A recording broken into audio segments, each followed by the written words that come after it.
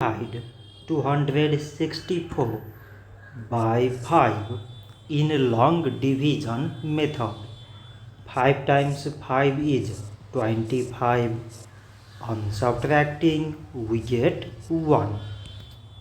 So now we put down this 4 and it is 14. 5 times 2 is 10.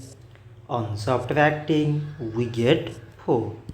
So now we have no any other number to put it down. So we take here decimal so that we put 0. So it is 40 and 5 times 8 is 40.